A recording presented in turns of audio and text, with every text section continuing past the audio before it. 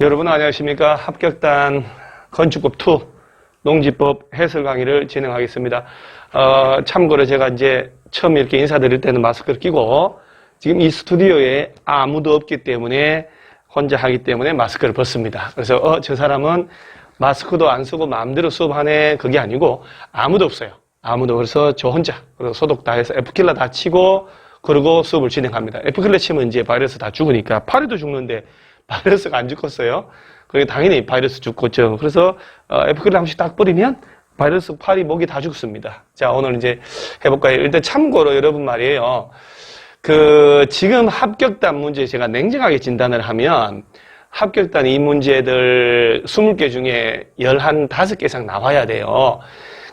자꾸 이게 틀린다는 것은 그 부분을 제대로 안 파고 들어간 거거든요. 지금 한 60일 좀 남았는데 지금 합격단 문제가 안 풀린다든가 틀린다 그러면 조금 안 돼요. 그러니까 좀 시간 내서 복습을 좀 해주시기 바랍니다. 요 1번 문제는 아마 기출문제 풀어보신 분들은 기억날 거예요. 워낙 유명한 기출문제인데 정말 괜찮은 문제예요. 보면 봐도 괜찮은 문제다 하는 거. 높이가 4m. 이게 색깔이 또 제가 마음에 안 드는 색깔이네요. 4m 연면적 합계. 자, 요거. 이 안에 요런 케이스, 약간 준 케이스 문제 나오면 문제 분석을 하셔야 돼요. 연면적 합계가 90인 건축물을 신축을 한다. 이렇게 신축을. 건축법 위반되는 건 뭐냐. 자, 이 문제는 1번 지문이 완전 진짜 괜찮은 지문이에요. 가본 건축물에 건축 신고했다. 자, 우리가 신고 대상이 우리 건축법에서는 신고 대상하고 대수선, 이건 정말 암기해도 되지 않는 부분들이고 또 암기를 해도 제대로 해야 되는데 지금 이 지문 설문 속에 신고 대상이 들어가 있냐 이 말이거든요. 그 신고 대상 우리가 바닥 면적 합계 85제곱미터 이내로 증축을 하거나 개축을 하거나 재축 또 연습을 하는 거예요. 이건 뭐 거의 나온다고 봐야 되니까.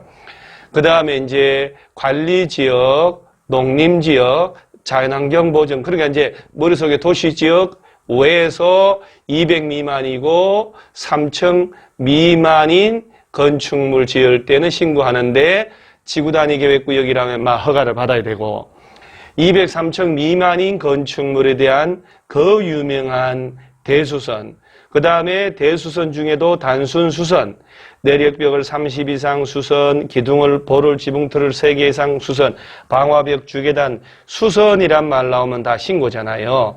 그 다음에 이제 소규모 건축물로서 연면적 합계가 100제곱미터 이하의 건축물의 건축 이렇게 요걸 기억하고 있냐 하는 지문이거든 사실은요.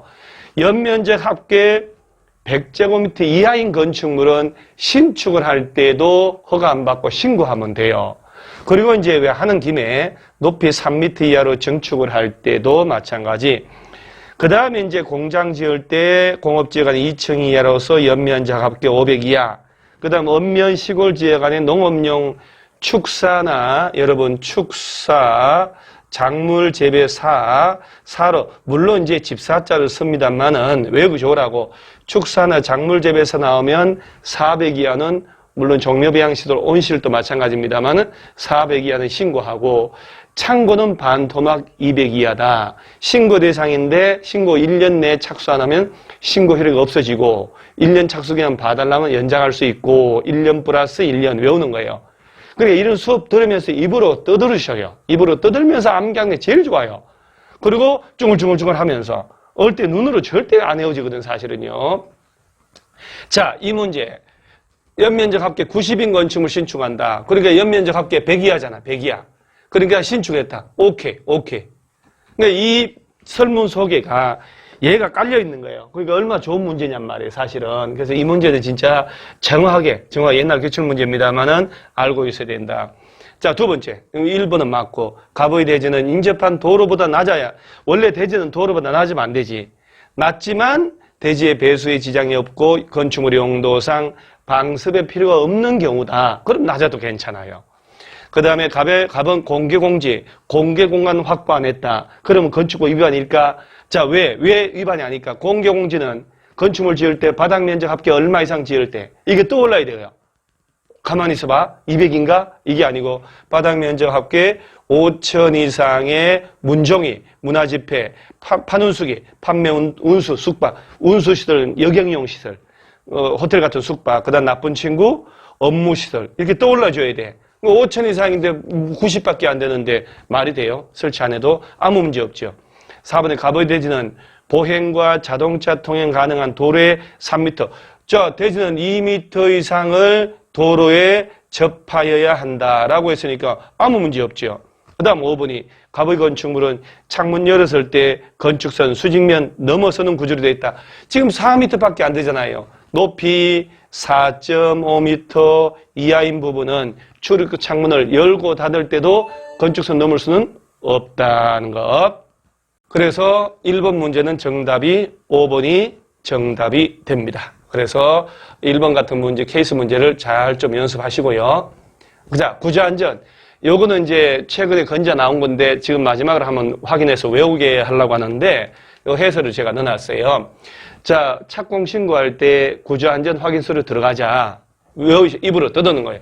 층수가 2층 이상, 2층, 연면적 200, 2층 200. 그런데 목구조 건축물은 3층 500, 500 이상.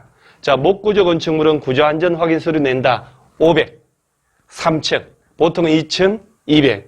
이거 외우는 건 아무것도 아니에요. 성인 문제인 거예요, 성인 문제. 아니, 2층 200, 목구조 3층 500 이상일 때 착공 신고할 때 구조안전 확인서로 들어간다. 높이 13, 처마 높이 9, 둥기 10, 기둥과 기둥 사이 거리가 10m 이상일 때, 그러니까 둥기 10 이렇게 외우면 금방 외우니까. 그럼 기둥과 기둥 사이가 8m밖에 안 된다. 이때는 구조안전 확인서를 낼 필요 없죠. 10m 이상은 돼야 되니까. 그 다음에 맨 밑에 단독주택하고 공동주택 지을 때, 그러면 단독주택을 다가구 주택으로 풀어도 공동주택을 아파트, 연립, 다세대로 풀어도 똑같다는 거 아셔야 돼요. 다세대 주택, 다가구 주택도 구조안전 확인서류 제출합니다. 따라서 얘를 그냥 연필로, 건축법 제일 좋은 방법. 건축법, 농지법은요, 연필로 줄치면서 입으로 떠들면 하루 이틀이면 다 외워요. 정비법처럼 어렵지 않으니까. 그래서 머릿속에 이렇게 몇 번 떠들어서 암기하는 거예요. 구조안전 확인 제출 보세요. 저 다 맞는데 연립주택은 공동주택이니까 높이 13m 이상이고 둥기 10m 이상이고, 자, 목구조 건축물은 500 이상이고 층수가 3층 이상이어야 되는데 500도 안 되고 3층도 안 되는데 구조안전 확인서를 낼 필요가 없습니다. 단독주택하고. 오케이. 이 정도 문제는 껌이다. 이렇게 생각하셔야 돼요. 에이, 껌이죠. 껌 씹으면서 문제 풀어도 돼요. 있잖아요. 잠자기 전에 잠 깨는 껌, 그런 거. 자, 건축선 옳지 않은 것. 자, 일단 여러분요. 건축선 나오면 도로가 이렇게 있고 양쪽에 이렇게 대지가 있으면, 대지가 이렇게 있다. 그러면 이 도로가 소요높이 이상이면 법적으로 아무 문제 없어요. 이거 입으로 떠들어 봐야 돼요. 그러면 요 대지에 건물 지을 때 건축선은 건축물 담장을 도로 쪽으로 최대한 위치해서 설치할 수 있는 한계선이거든.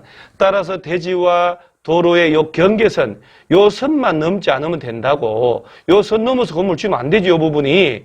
따라서 건축선은 대지와 도로의 경계선인데 대지의 경계를 말한다. 이렇게 내면 또 틀리는 사람이 있어요.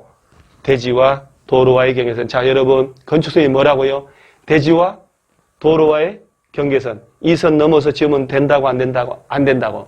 그런데 항상 그런 거 아니지. 이 도로가 소요높이 미달한다. 3m밖에 안 된다. 그러면 건축선은 대지 안쪽으로 일정 거리 후퇴해야 되는데 미달하는 도로가 있고 도로의 중심선 나오면 이때는 소요높이의 2분의 1만큼 수평거리 후퇴한 선이 건축선 되고, 그 다음 만약에 도로가 이렇게 있는데 반대편에 하천, 철도, 선로부지, 경사지 이런 말이 나왔다. 그러면 소요높이 미달하는 도로가 있다라고 하면 도로와 하천의 경계로부터 그 말 나오면 소요높이만큼 수평거리 한 선을 말한다. 이때 둘 다 후퇴된 부분이 있으면 대지 면적에 포함하지 않는다는 것. 아, 이런 거 한 번만 하면 돼요. 집중을 해서. 옳지 않은 것은, 자, 2번처럼 소요너비 못 미치는 너비 도로인 경우에는 도로와 그 대지와 도로의 경계선이 나오면 하천 경사지 선로부지가 있다는 말 나와야 되는데 그 말 없잖아요. 소요너비 2분의 1 수평거리 물러난 선을 건축선을 하려면 그 못 미치는 도로의 중심선이란 말 나와야지. 대지 도로 경계선이 아니고. 그래서 그 2분의 1 맞으려면 미달한 도로의 중심선으로부터 소요너비 2분의 1. 만약에 소요너비만큼 하려면 도로와 하천 등의 경계로부터 소요너비만큼. 이런 것들은 찬찬히 생각하면 답은 주는 문제죠. 시군구청장은 도시지역에서 4m 이하 범위에서 건축선 따로 정할 수도 있어요. 도시지역에서. 이때 따로 정했을 때 정한 부분, 대지 안쪽으로 후퇴된 부분은 대지 면적 포함을 한다. 하는 거 알아놓으시고요. 건축물 담장은 건축선 그 수직면 넘어서는 안 되는데 지표 아래 부분은 그러하지 않다, 괜찮다. 땅 밑은 건축선 넘어도 도로 소통에 문제가 없으니까 괜찮아요. 도로면으로부터 높이 4.5m 이하에 있는 출입구 창문 그 밖에 유사한 구조물은 열고 닫을 때도 건축선 수직면 넘지 않는 구조를 해야 돼요. 자, 빌딩을 딱 예를 들어 30층짜리 빌딩을 지어요. 예를 들어서 자, 이거 제가 한번 지어보고요. 여러분 이거 지우는 기능이 있는 거 몰랐죠? 다 지워줘요. 이게 얼마나 좋은 칠판인데 이게 속에 이렇게 마음대로 안 지워져서 속에 좀 첨부는 나는데 자, 지웠죠? 자, 다시 갑니다. 자, 예를 들면 5번 질문 설명을 해볼게요. 여러분요. 자, 도로가 있고, 자, 도로가 있는데, 인도, 사람이 다니고, 차도, 자동차 다니고, 또 사람 다니고, 도로 폭이 20m라고 해요. 그러면 A 대지가 있고, B 대지가 있다. 그러면 도로가 4m보다 6m보다 더 넓은 20m가 있으니까, 건축선은 당연히 대지와 도로의 이 경계선이거든요. 이 선만 넘지 않고 건물 이 선 넘지 않으면 돼요. 따라서 이 대지 소유자가 내가 보기에 만약 대지가 100평이다. 자, 건폐율 50%, 용적률 300%다. 그럼 50평짜리 6층으로 지을 수 있잖아요. 그러면 대지와 도로의 이 경계선, 이 선 넘지 않도록 하고 6층짜리 건물 지으면 되는 거예요. 6층 맞나요? 맞네요. 딱, 이 선 이제 넘지 말라고 그랬으니까, 이 선. 자, 요 선 딱 물리게 만약 건물 지었다. 그러면 도로면으로부터 4.5m 이하 부분은 출입문이나 창문 같은 걸 열었을 때도 연 상태가 이 선을 넘지 말으라는 얘기예요. 건물 안쪽으로 미는 구조를 해야 되죠. 4.5m 위에 부분은 연 상태도 튀어나와도 관계없죠. 그래서 건축선 딱 물리게 건물 지었을 때는 4.5m 이하에 있는 창문 출입구 등은 출입문 같은 것들은 열었을 때도 그것을 넘으면 안 된다 이 말이에요. 열고 닫을 때 4.5m 꼭 이해를 해 놓으시기 바랍니다. 이건 주는 문제. 자, 대지 분할 제한. 자, 앞에 야네들은 장시 다 무시하고 주거지역 60. 자, 주거지역 60. 상업지역 150. 공업지역 150. 녹지지역 200이라고 외우시면 돼요. 용도별 기준 면적, 최소 면적이니까 옳은 것은 3번 상업지역 150. 이거 외워놓으셔야 돼요. 건축법 제57조 1항 대지 분할할 수 있는 최소 면적, 용도 지역별 건축물이 있는 대지 분할할 때 이거 자주 나온 거죠. 주동 문제. 자, 요것은 간평사 26회 시험에서 나온 걸 제가 그대로 표시해 놨어요. 26회 시험 나온 건데 평가사 시험에서 나왔던 관리사 시험에 나왔던 튀는 문제 그게 또 건축에 한두 개 나오거든요. 그래서 혹시나 해서 넣어놓은 건데 소음 방지를 위해 일정한 기준에 따라 경계벽을 설치하는 경우 아닌 것을 한번 찍어볼 텐데 자, 이건 제가 해설 갖다 놨어요. 지금 한번 봐야 돼요. 단독주택 중에 다가구 있죠, 다가구. 그러니까 약간의 공동으로 이용하는 건축물이면 경계벽 설치한다. 소위 시끄러우면 안 되니까. 공동주택 경계벽하고 그 다음에 공동주택의 경계벽 설치해라. 기숙사에 또 기숙사 내 침실 같은 거. 기숙사 침실마다. 의료시설의 병실 당연히 그렇죠. 학교의 교실, 숙박 이건 완전 당연하죠. 경계벽 설치하라. 자, 아닌 거 골라봐라. 이전권생 중에 다중생활시설, 노인, 복지주택의 세대 간 노인 요양시설. 자, 여러분, 노인 요양시설, 노인 복지주택, 공동주택, 기숙사 방방방마다, 그 다음에, 자, 숙박시설, 당연히, 의료시설. 근데 교육, 학교 교육 이런 것들인데, 여기 한번 봐봐요. 그러면 아닌 거 찾으라 시험 낼 텐데, 정답은 다중주택일 확률이 제일 높아요. 그래서 소음 방지를 위한 경계벽, 바닥, 범죄 예방을 위한 그런 건축물 대상이 아닌 거 골라봐라 하면 그냥 아니요, 평소에 외울 수 없는 거니까 다중주택 찍으세요. 다중주택. 그래서 보면 단독주택 중에 다가구는 소음 방지를 위한 경계벽 설치하지만 다중주택은 없잖아요. 그 다음에 공동주택, 기숙사 침실, 병원의 병실, 학교의 교실, 숙박시설, 객실관, 그 다음 다중생활시설, 요걸 새로 신설하는 바람에 다중주택을 없애서야 되는데 없애지 않고 있단 말이에요. 따라서 대상이 아닌 것 하면 다중주택을 외우시면 돼요. 그래서 경계벽을 설치하는 대상인 경우 아닌 것은, 자, 의료시설, 병원의 병실, 시끄러운 환자들 스트레스 받거든. 숙박시설 당연하죠. 공동주택 경계벽, 그 다음 노인 요양시설 다 이제 보이잖아요. 다중주택은 대상이 아니다. 그래서 요거 한번 읽어보게 하려고 제가 넣어놓은 문제입니다. 지금쯤은 예상 외의 것들도 대비하는 걸 툭툭 풀어봐야 되기 때문에, 그래서 소음 방지를 위한 경계벽 대상 아닌 거 찾아라. 다중주택이다. 그 만약에 딴 거 나오면 우리 지금 눈에 익었으니까 이 외의 것들 나오면 답이다. 이렇게 알면 돼요. 그 다음에 또, 자, 지금부터 건축 면적, 연면적, 층수 높이 옳은 걸 한번 골라봐라. 이런 것들은 소리 내서 읽어 놓으시고 숫자들 동그라미 하셔야 돼요. 건축물의 노대라고 하는 것, 제가 아파트 발코니라는 말 썼잖아요.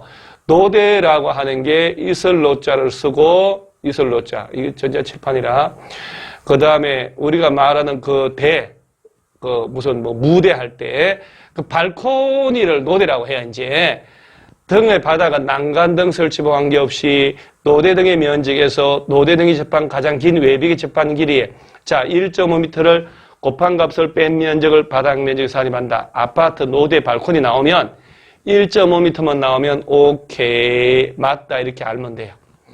용적률 산정할 때 부속 용도로 지상층에 주차용으로 쓰는 면적은 연면적에 포함한, 자, 용적률은 건축물 대지 면적에 대한 연면적의 비율인데, 이때 연면적이 각층 바닥 면적의 합계지만 용적률 구할 때는 4가지, 지하층 빠지고, 지상층의 주차장으로 쓰는 부분 빠지고, 피난 안전구역 빠지고, 대피 공간도 빠지고, 이렇게.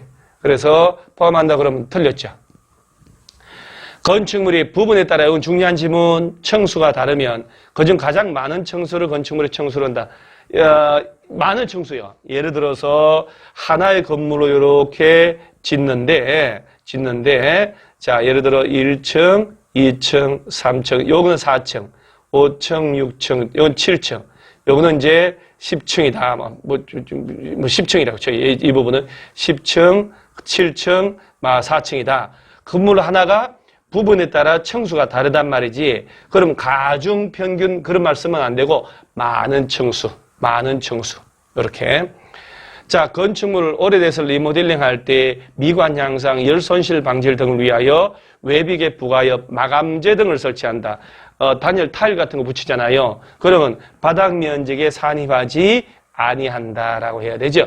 리얼 틀렸고 기억 디귿이 맞죠. 이런 거는 연필로 서너 번씩 읽으셔야 돼요. 주면 맞는 문제니까 주는 문제입니다. 면적 층수 틀린 것은, 자, 제가 한번 볼게요. 공동주택으로서 이런 거 읽어 놓으셔야 돼요. 지상층에 설치한 기계실, 전기실, 놀이터, 조경시설, 생활, 폐기물, 보관함 등의 면적은, 자, 바닥 면적에 산입하지 않는다. 연면적에서 전부 빠진다. 층고 2m인 다락은 바닥 면적 산입한다. 왜? 층고 1.5m 이하, 경사지붕 형태로 지으면 1.8m 이하는 바닥 면적에 산입하지 않는데 2m 넘잖아요. 2m짜리 1.8도 넘잖아요. 산입합니다. 용적률 산정할 때 초고층 건축물의 피난 안전구역은 포함하지 않는다. 층의 구분이 명확하지 않은 건축물은 4m마다 하나의 층으로 보고 층수 산정한다. 오케이.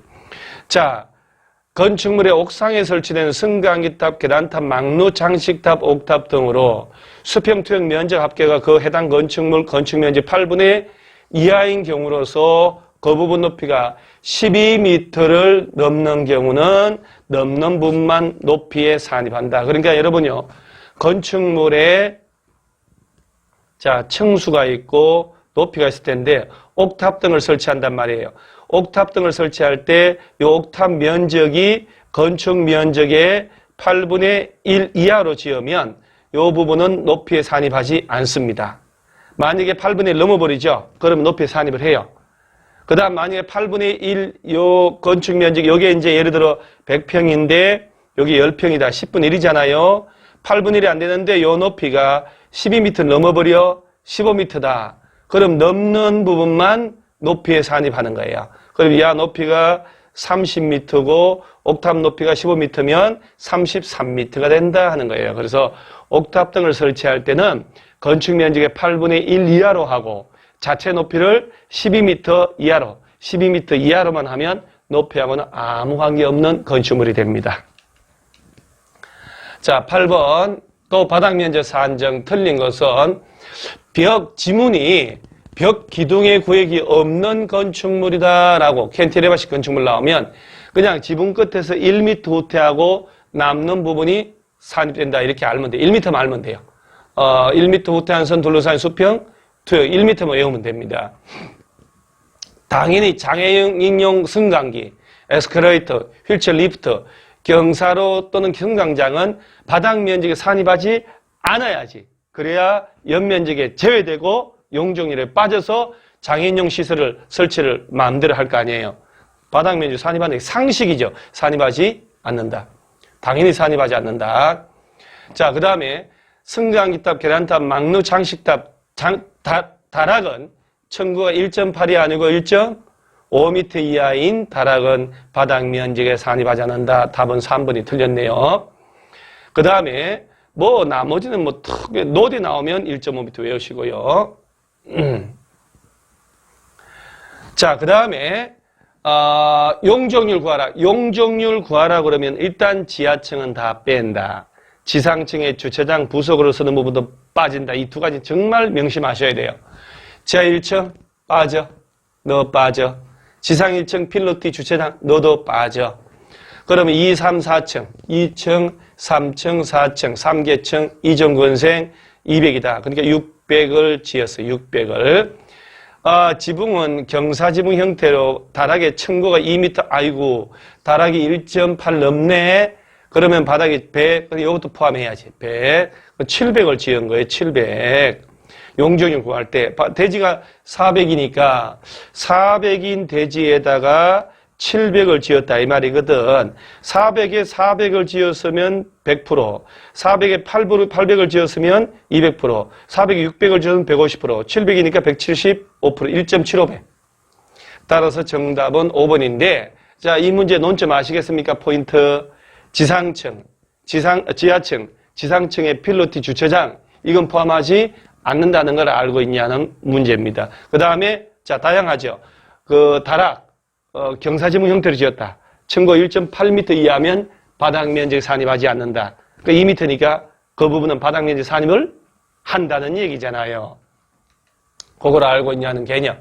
자, 이런 문제 한번 볼까요? 건축 면적 400이고 높이가 50m. 자, 400짜리를 지는데 높이가 50m인 건축물. 자, 요 높이가 50m.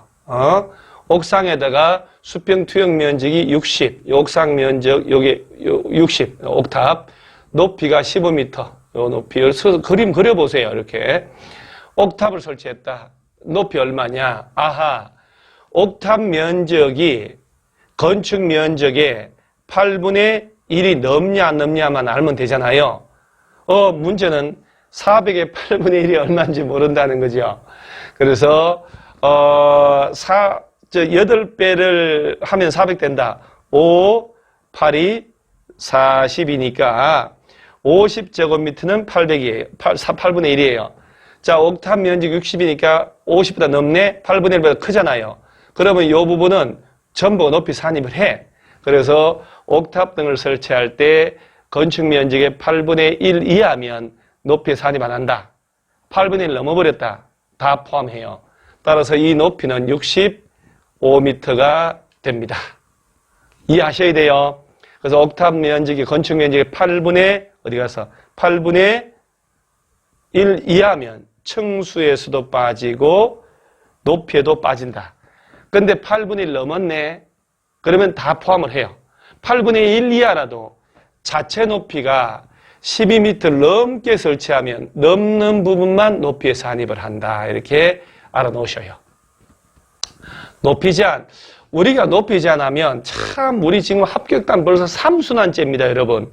중요한 주제는 몇 번을 반복했는지 모릅니다. 그래도 문제가 틀린다는 것은 좀 절박하게 해주셔야 돼요. 절박해야 돼요. 60일 뒤에 우리 식구들 눈빛을 한번 상상을 해보고 전용 주거하고 딱 또 맥을 잡아줄게요.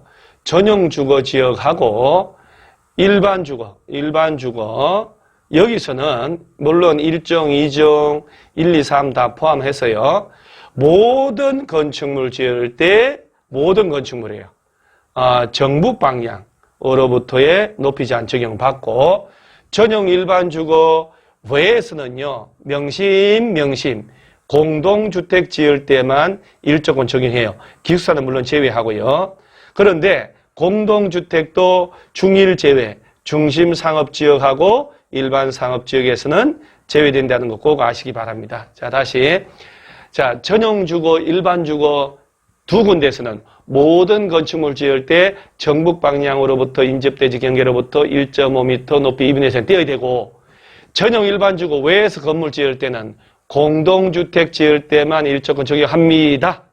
공동주택도 중심상업, 일반상업에서는 적용하지 않습니다. 꼭 기억을 해 주세요. 부탁해요. 틀린 것은 자, 보세요. 일반 상업지역에 건축하는 공동주택이라고 되어 있죠. 자, 중심 상업지역하고 일반 상업지역은 공동주택도 일조권 높이 제한 적용한다, 하지 않는다는 거. 자, 3번. 답은 2번 나왔으니까 2층 이하이거나 하면 안 돼. 2층 이하로서 8m 이하인 건축물은 조례가 정한 바에 따라 일조권 적용하지 않을 수도 있다. 나머지는 뭐 특별할 게 없죠. 꼭 외워놓으시라. 자, 요 특별건축구역도 시험에 자주 나오는 거 아닌데 지금쯤만 한번 읊어야 되잖아요. 특별건축구역은 각종 법령 건축법 규정을 완화하거나 배제를 해서 창의적인 건물 짓게 하는 거예요. 창의적인 건축물, 독특한 건축물. 따라서 머릿속에 야는 국토교통부 장관도 지정하고 시도지사도 지정한다는 거 딱 알아놓고 국가나 지자체가 국제 행사를 한다. 또는 우리 경제자유구역 같은데 혁신도시 또는 도시개발사업, 정비사업 등의 신도시 만드는 곳을 대상으로 지정하는구나. 그 다음에 계좌접보 제외, 개발 제한구역, 자연, 공원, 접도구역, 보전, 산지 얘들은 지정하면 안 돼요. 계좌접보 네 군데 지정하면 안 된다. 이거 외워놓고 특별건축구역 지정하잖아요. 조경하는 것, 건폐율 용적률, 높이 일조권 이거 적용 안 해요. 꼭 기억하셔야 돼요. 자, 조경, 건폐율 용적률, 높이 일조를 위한 높이 제한. 물론 공지 확보하는 거 하나 있는데 걔는 무시하고 그리고 지정 후 5년 내에 해당 목적 사업에 부합하는 건축물이 착공이 이루어지지 않으면 전부 일부 해제할 수도 있다. 특별건축구역 지정되면 도시군관리계획 결정된 것을 보는데 용도, 지역, 지구, 구역 지정하고는 관계 없음. 이 정도. 옳은 것은 도시개발구역을 지정합니다. 정비구역을 대상으로 해요. 경제자유구역을 대상으로 합니다. 개발제한구역 지정하면 안 됩니다. 서로 바꾸면 돼요. 자, 올바른 걸 찾으라 했으니까 특별건축구역 지정 신청했을 때 시군구에서 신청할 수 있거든요. 신청을 받은 날부터 30일 내 건축위원회 심의 거치고 자, 특별건축구역에 건축물 지을 때 건폐율, 용적률, 높이, 일조권, 조경 이런 걸 적용하지 아니할 수 있다 해서 한번 마음대로 한번 지어봐라. 이렇게 됩니다. 그래서 송도 가면 창의적인 건축물 많습니다. 특별건축구역 지정하면 국토법상 용도지역 지정한 관계없어 도시군 관리계획 결정된 것으로 본다. 이렇게 되어야 돼요. 도시군 관리계획. 자, 그 다음에 지금 정답은 4번이고 다 틀렸어요. 자, 여기에 이제 건축 분쟁인데, 평소에 제가 안 하는 부분인데, 이때 한번 얘기하려고 그래요. 여러분, 전국의 건축 관련된 분쟁이 어마무시합니다. 그걸 다 소송을 통해서 하면 판사들 다 과로로 죽어버려요. 따라서 건축에 대한 분쟁이 생기면, 건축 분쟁 전문위원회를 만들어 놨으니까 여기 가서 먼저 해결해라. 그래도 해결 안 되면 소송을 하라. 이거거든요, 지금. 그럼 건축 분쟁 대상이 아닌 것 찾으라고 나올 수밖에 없거든. 그러면 내가 오늘 이제 답을 한번 얘기해 주려고 그래요. 건축 분쟁 대상은 건축 관계자와 해당 건축 등으로 피해 입은 인근 주민 간의 분쟁이 있을 수도 있고, 관계 전문 기술자, 인근 주민 간의 분쟁도 있을 수 있고, 관계자하고 기술자 간의, 관계자 간의 분쟁, 주민 간의 분쟁, 전문 기술자 간의 분쟁 다 있을 수 있는데, 자, 건축 분쟁 사건의 대상이 될 수 없는 거 찾아라. 그러면 답은요, 건축 허가권자와 허가 신청자 간의 분쟁이 두 번이나 답이 되어 있거든, 이게. 자, 이게 분쟁 사건 될 수 없다. 자, 보세요. 부천시에서는, 양천구에서는, 김포시에서는 왜 나한테 허가를 해줘가지고 이렇게 나를 힘들게 하나요? 우리 분쟁 조정하러 갑시다. 말이 안 되는 거지. 그래서 허가권자와 허가 신청자 간에는 분쟁이 있을 수 없습니다. 허가권자는 법을 검토해서 상대적 금지 해제라고 해서 건축 허가를 해줬을 뿐이고, 건물 짓게 해주고, 건물 지을 수 있는 건축주는 수익적 처분을 받았단 말이에요. 불이익된 게 없어. 따라서 허가권자와 허가 신청한 사람 간에 분쟁이 있을 수 있다, 없다? 없다. 그래서 이거 한번 보려고 하는 거예요. 그래서 확인 한번 하시고요. 자, 지금부터 농지법인데, 농지법 여기서 나온 문제만 풀면 뭐 아무 걱정할 거 없어요. 자, 농지 틀린 것은, 자, 여기 일단 농지란 전, 답, 과수원으로 돼 있다. 지목 자체가. 그러면 농사 짓든 안 짓든 농지입니다. 그 밖에 법적 지목을 불문하고 실제적으로 농작물의 경작지나 다음에 해당하는 다년생 식물 재배지로 이용되는 토지면 농지입니다. 요런 걸 재배하고 있으면. 지목이 야들 아니어도 목초지, 종묘, 인삼, 약초 이런 것, 과수, 뽕, 유실수, 열매 열리는 것, 조경, 관상용, 요거 주의하셔야 돼요. 조경이나 관상용, 수목, 묘목을, 자, 요런 것들 재배지로 이용한다, 농지로 보는데, 요런 걸 심는데 단순히 눈으로 보기 위한 판매가 아니고 조경 목적으로 얘들 심어놨다. 우리 집 마당에 걔하는 농지 아니여. 그거 꼭 주의하셔야 돼요. 그래서 지목이 전답, 과수원이거나 지목 부시하고 이런 걸 재배하고 있으면 농지로 보는데, 조경수, 관상용 수목, 묘목을 심어도 단순히 쳐다본다, 아름답다, 조경을 목적으로 심었을 때는 농지로 보지 않습니다. 농지 계량시설, 그 농지에 설치하는 농축산물 생산시설, 온실, 버섯 재배사, 비닐하우스 같은 거 있죠. 축사, 곤충사육사 등등등등등 이런 것들의 부지로 쓰면 야도 농지라는 것 알아놓으시고, 자, 농지에서 제외되는 것, 초지는 제외된다는 게 옛날에 여러 번 써먹었으니까, 자, 요 1번 주의하세요. 공간정보 구축 관리하는 법에 따른 지목이 전이나 답이나 과수원이 아닌 토지인데, 이 과수원이 아니어 전답이 아니어도 경작을 하고 있으면 농지로 보지만 경작 기간이 3년 미만이다. 1년 내지 2년 잠깐 하고 말아버렸다. 농지로 보지 않습니다. 자, 여러분 다시 집중하셔야 돼요. 자, 지목이 전답 과수원이 아니다. 그런데 거기다가 일시적으로 잡종지에 농사를 짓는다. 1년, 2년 하고 말았어. 농지로 보지 않습니다. 3년 이상 계속해 농지법 적용을 받아야 돼요. 처벌됩니다. 농지법 대상 됩니다. 3년 이상이어야 됩니다. 자, 농업인 이거 암기하셔야 되죠. 1091 330. 1000 이상 농지에서 경작하거나 연중 90일 이상 종사하거나 온실 같은 걸 330 이상. 그래서 300제곱미터의 온실 버섯재배사 비닐하우스 설치했다. 농업인 안 됩니다. 900제곱미터 땅에 농사 짓는다. 농업인 아니야. 1091, 330. 1091, 330. 아무리 가벼운 과목도 최선을 다해야 된다는 거. 대가축.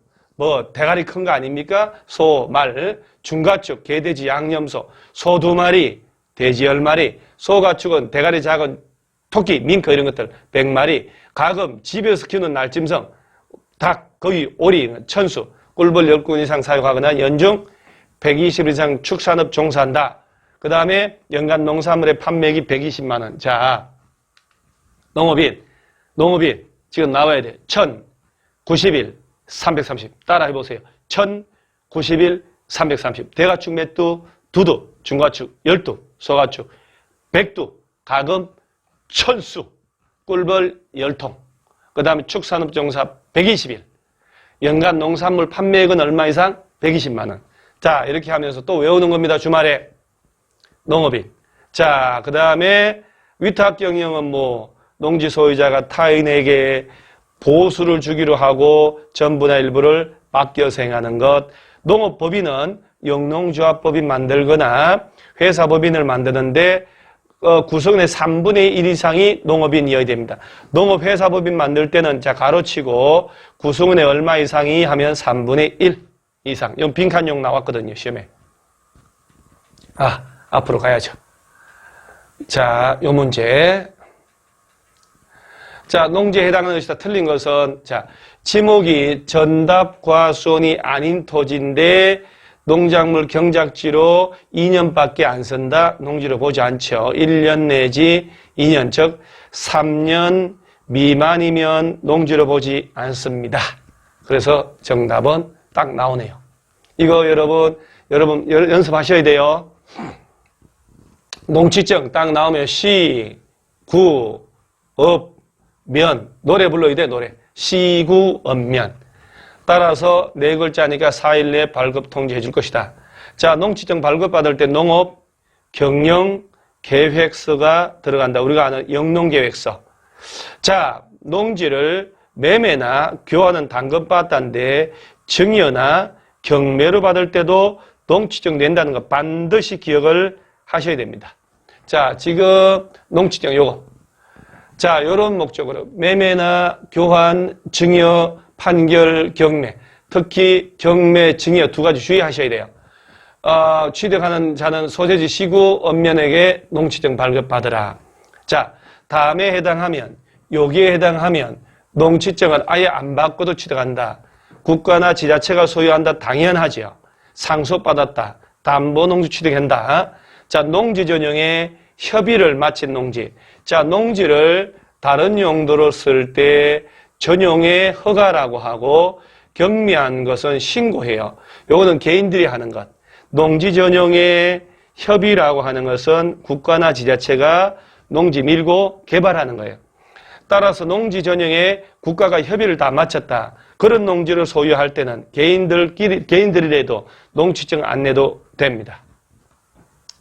자, 그런데 자, 요거 주의할 점은 농업법인 합병도 마찬가지. 그런데 A 농업법인하고 B 농업법인끼리 합병으로 농지를 취득할 때야 농지증 안 내지만 단순히 농업법인이 새로 농지를 취득한다. 농지증 발급 받습니다. 공유농지 분할로 취득할 때, 시효 완성으로 취득할 때 농지증 안 받습니다. 자, 그러면서 지금 나오는 게 농지증 발급받으려면 농업경영계획서를 작성해야 되는데 거기 기재할 사항 세 가지 외워놓으셔야 돼요. 면적 얼마, 노동력, 농기계 장비 시설 어떻게 확보할지, 뭐 심을지, 그래서 이용 실태 요걸 기재를 해야 돼요. 자, 이제 중요한 게 나옵니다. 여기에 해당하면 여러분 농업경영계획서가 면제가 되고 이거는 안 내고 형식적 농지증 발급을 받는 거예요. 학교나 공공단체, 연구기관, 농업생산자단체, 종묘업체, 얘네들이 그 시험, 연구, 실습지 이런 걸로 쓸 때 농지 취득한다. 농과대학, 농업대학, 농과대학 이런 데서 농지증은 발급받아야 돼요. 주말 체험 영농할 때도 마찬가지. 전용 허가나 신고하고 취득한 경우도 농지증 발급 받습니다. 뭐만 면제하고 영농계획서만. 그런데 자꾸 이 사유에 해당하면 제가 분명히 말씀드려요. 농지증 자체를 안 받는 줄 알아요. 농지증은 발급받아야지. 뭐만 면제하고 영농계획서. 따라서 도시민들이 주말 농장으로 취득하려고 읍면사무소 가면 농지증 발급받으러 왔어요. 전용허가 받았는데 발급받으러 왔어요. 그러면 영농계획서 쓰세요. 안 합니다. 그래서 영농계획서만 면제되고 농지증은 발급받아서 내야 돼요. 꼭 명심하세요. 자, 다시 주말 체험 영농으로 취득한다. 전용 허가를 받았다. 신고했다. 학교 등이 취득한다. 농지증 발급 받는다고 안 받는다고요? 받는다고? 받아야죠. 뭐만 면제한다고? 영농계획서 3번씩 반복하셔요. 뭐 나머지는 뭐 특별하게 어려운 건 없으니까 자, 한번 가볼까요? 그러면 자, 이때 자, 이렇게 연습을 하고 자, 농지증 틀린 것은 이라고 국가 지자체가 소유한다. 안 받는다. 자, 농지증을 부정하게 농지증 발급받았죠. 외워놓으세요. 5년 5천만 원. 농지증을 부정하게 받았다. 5년 5천만 원. 합병으로 안 받아도 된다. 그 다음 쭉 지금 시험 연구기관, 실험 실습 목적, 영농계에서 안 내고 농지증 발급. 시군구가 아니고 시, 구, 업, 면, 4일내. 아유, 실수죠, 실수. 정답 틀리고 온 사람들은 시구, 업면. 그래서 이런 것들 실수하지 말자. 여러분 명심하셔야 돼요. 안 배운 것 때문에 틀렸을까요? 40문제 중에 어려운 것 때문에 떨어졌을까? 아니에요. 안 배운 거, 어려운 것은 30%도 안 됩니다. 내가 배운 데서 배운 내용을 틀리기 때문에 떨어지는 거예요. 배운 내용은 틀리지 말도록 반복해 놓으셔야 돼요. 그게 철칙입니다. 안 배운 것 때문에 어려운 것 때문에 떨어졌다가 아니라 내가 배운 걸 배운 대로 못 풀고 왔기 때문에 떨어지는 겁니다. 배운 걸. 자, 농지 처분 의무, 옳지 않아. 이것도 지금 제가 설명을 좀 하고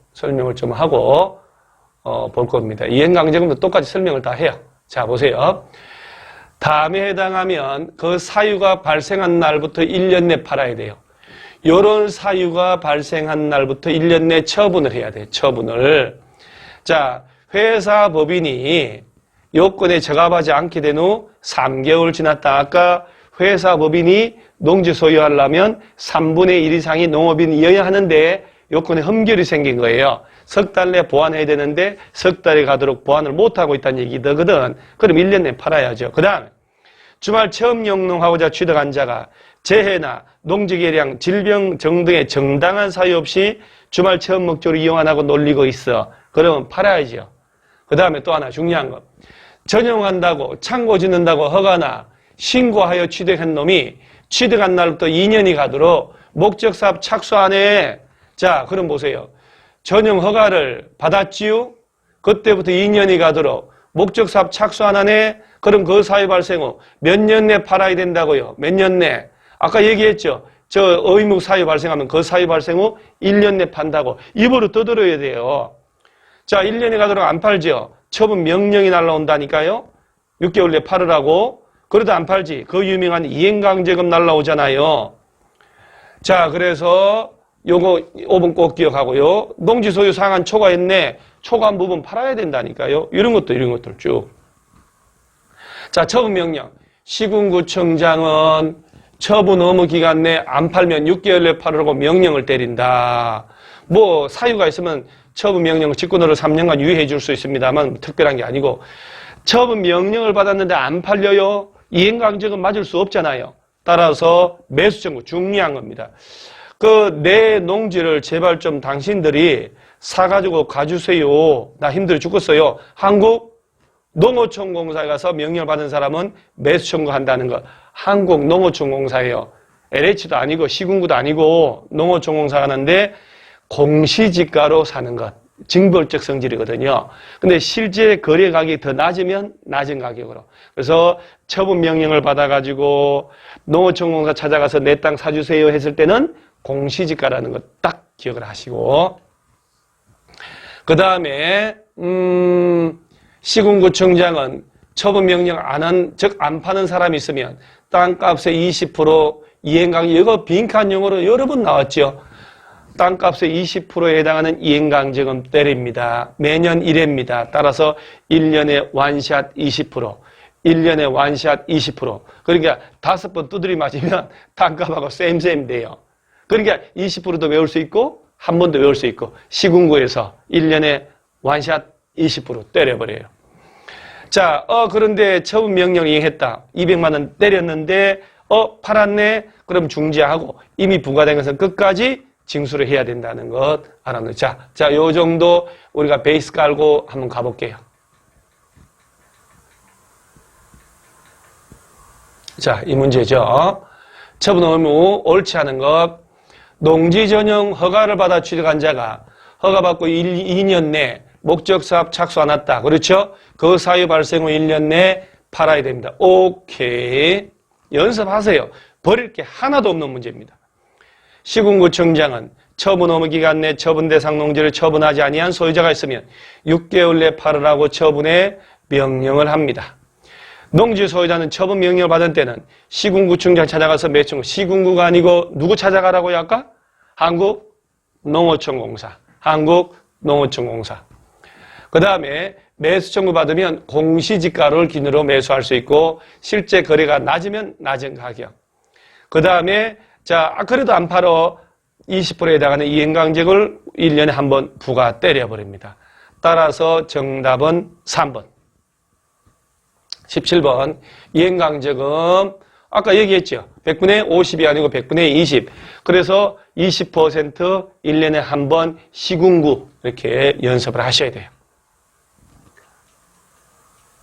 얼마나 재밌는데, 농지법이요. 자, 위탁경영 중에 이번에 개정돼서 추가된 것 하나 들어갈라 해요. 그래서 여러분 위탁경영이든 임대차든 사유 중에 국외 여행 그러면 석 달 이상 간다. 병원에 뻗어버렸다. 석 달 이상 뻗었을 때 가능하다. 이거 꼭 외워놓고, 군대 갔다 국외 여행 5개월, 3개월 이상 선거에 등록 공직 침해했다. 청산 중이다. 임신 중이거나 분만 후 6개월 미만일 때인데 그 기준이잖아요. 기준. 그게 잘못됐죠.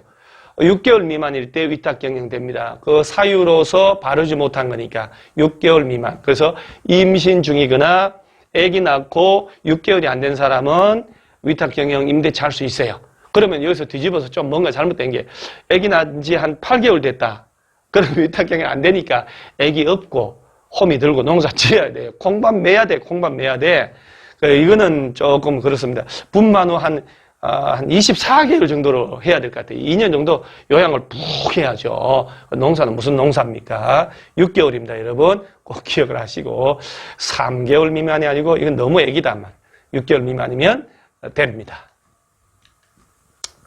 자, 요거. 이걸 제가 넣어놓은 거예요. 분만 후 6개월 미만 요게 들어가는 바람에 제가 넣어놓은 거예요.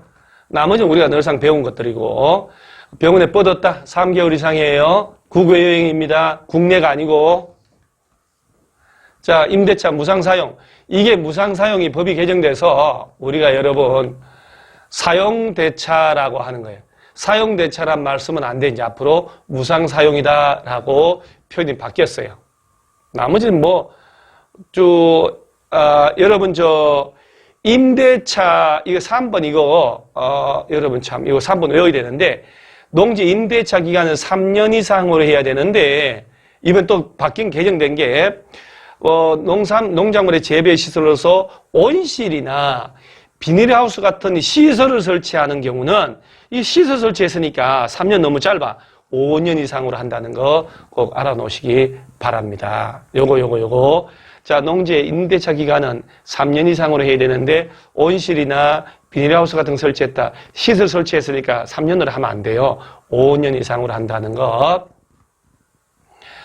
1번 같은 경우에 소유한 농지를 주말 체험 영농하는 자에게 임대하는 것을 어부를 하는 자에게 임대하거나 무상 사용할 수 있습니다. 뭐 나머지는 특별할 게 없는데 어부는 뭐.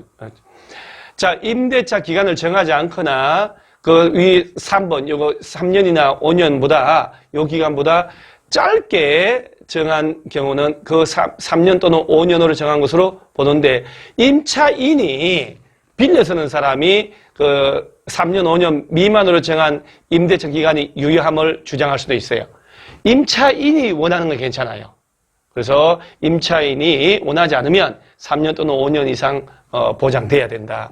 임대인이 임대차 기간 끝나기 3개월 전까지 뭐 다시 안 한다, 계약 내용 바꾸자, 이게 통지 안 하면 전과 동일하게 계약한 걸로 인정됩니다. 3개월 전까지라는 것 알아놓으세요. 자, 그 다음에 20번 농지 전용. 농지의 전용이라는 것은 농지를 농업용으로 쓰지 않고 다른 용도로 쓰겠다 이 얘기예요. 개발하겠다. 농지 전용의 허가권자가 장관인데, 여러분 이거 위임된 거 알아놓으셔야 돼요. 농업진흥지역에서 전용할 때, 농업진흥지역 바깥에서 전용할 때 다르지요. 농업진흥지역 안에서는 3천 미만이면 시군구에서 허가를 하고, 3,003만 사이면 시도지사가 허가를 하고, 넘을 때만 장관님이 하고, 그 다음에 농업진흥지역 외에서는 3만 미만이 시군구, 3만, 30만 사이가 시도지사, 넘을 때 장관. 그래서 원래는 농림축산식품부 장관이 허가권자인데 농업진흥지역 내 외에 따라 3천, 3만, 30만 연습해서 위임하고 있다. 이렇게 전용할 때 농지보존부담금 내야 되는데, 타용도 일시사용 허가나 신고할 때는 내지 않는다는 것 반드시 명심하셔야 돼요. 농지보존부담금. 옳은 것은 농업진흥지역 밖의 농지를 놀이터, 마을회관, 농업인, 어업인용, 주택, 유통, 가공시설, 시험 연구시설, 양의장, 양식장, 요거는 전용 신고. 거짓 그 밖에 부정하게 전용 허가 받거나 신고항시 판명되면 전용 허가 취소해야 한다. 여러분요, 농지 전용 허가 필수적 취소 사유는 공사 그만하지 각종 공사 중지 등의 조치 명령 위반했을 때예요. 거짓 부정하게 전용 허가 받았다, 농지 보존 부담금 안 냈다, 그러면 전용 허가를 취소할 수 있다. 그러니까 하나로 외워놓으셔야 돼요. 공사 중지 등의 조치 명령 위반했을 때만 취소하여야 한다. 타용도로 일시적으로 사용한다고 허가받았다. 자, 복구를 하면 되죠. 얘들은 복구 비용을 예치한다라고 해야 되지, 농지 보존 부담금 낸다 그러면 안 돼요. 진짜 명심하셔야 돼요. 이게 진짜 중요한 거예요. 자, 그 다음 농지 전용 허가권자는 농지 보존 부담금 내는 조건으로 허가를 하는 거예요. 없다가 아니고. 그래서 이렇게 전용할 때, 요런 전용할 때만 요 돈 내는 거지, 일시 사용할 때는 요 돈이 아니고 복구비 예측해 하는 거예요. 복구비를. 일시 사용할 때는 복구비다. 농업진흥지역 밖에 3만 미만 농지 전용할 때는 시군구, 3만 미만은 시군구. 그렇죠? 3만, 30만 사이는 시도. 자, 농업진흥지역 안 밖으로 나눠서 안에서는 면적이 좁게 위임하고 있잖아요. 3천 미만은 시군구, 3천 3만 시도, 넘을 때 장관. 바깥에는 3만 미만 시군구, 3만 30만 사이가 시도, 넘을 때 장관이라고 위임을 했다는 것 알아놓으세요. 자, 여기까지가 20문제 풀었는데, 진짜 반복을 해서 여기 나온 주제는 여러분 시간 아깝다 생각하지 마시고 주말에 오늘 20문제 관련된 주제는 책 펼쳐놓고 다시 2번씩 읽으세요. 언제 나와도 이상하지 않는 내용이기 때문에 반드시 나오면 맞춰야 되는 부분이기 때문에 쉽게 뭔가 하려고 그러면 안 돼요. 어렵게 최선을 다하고 하면 성공을 한다는 거 반드시 명심을 하시고 계셔야 돼요. 진짜 최선을 다해야 돼요. 뭘 간단하게 하더라도 진짜 엄청납니다. 진짜 고래 잡으러 가야 돼요. 우리 모두. 자, 그래서 오늘 배운 거 이 부분들은 꼭 다시 복습을 하시고 좋아요, 구독 누르는데, 자, 우리가 다음 주부터 정규 수업을 100선 들어가는데 제가 최근 기출문제를 다 펼쳐놓고 나올만 할 주제만 주로 문제 100개 선정하고 해설을 다 해가지고 2주 동안 정리할 테니까 그 100선을 잘 정리하셔가지고 시험장 가서 공법 75점 이상 나올 수 있도록 하는 겁니다. 복습은 나의 운명하고 매일매일 복습하시기 바랍니다. 자, 수고하셨습니다. 화이팅!